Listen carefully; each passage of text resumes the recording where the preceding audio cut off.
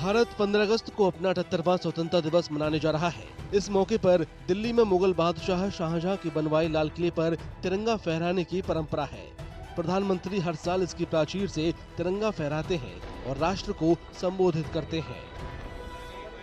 लेकिन लाल किले में ही मुख्य स्वतंत्रता दिवस समारोह का आयोजन क्यों किया जाता है, ये आपको बताते हैं। The rebellion of 1857, which was very important part of India's freedom struggle, there also we see the sepoys coming to the Red Fort and claiming Bahadur Shah Zafar as their ruler.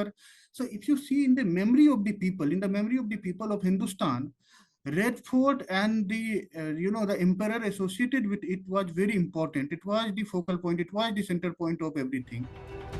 Lal Qila Bharat के समृद्ध इतिहास का प्रतीक है और मुगल वंश के बढ़ने से लेकर उसके पतन तक का गवाह है।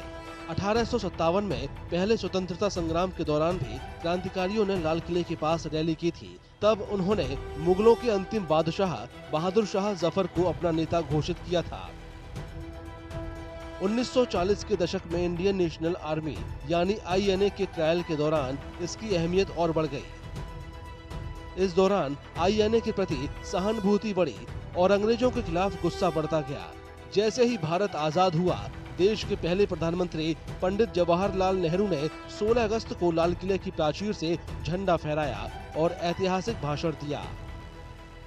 India Gate was built during the British period, but if you see the historical relevance of Lal Killa, the people might have thought that it has a greater historical legacy. It reflects a greater tradition of India. It also represents a kind of culmination of what we were at that particular point of time. Okay, from the Mughal emperor to the British, the freedom struggle, 1857 and afterwards also. लाल किले पर मनाया गया जश्न अंग्रेजों से किले को फिर से हासिल करने और भारत की आजादी का प्रतीक है। तब से हर साल 15 अगस्त को प्रधानमंत्री लाल किले पर राष्ट्रीय ध्वज फहराकर देश को संबोधित करते हैं। ये परंपरा देश के स्वतंत्रता दिवस समारोह का जरूरी हिस्सा बन गई है।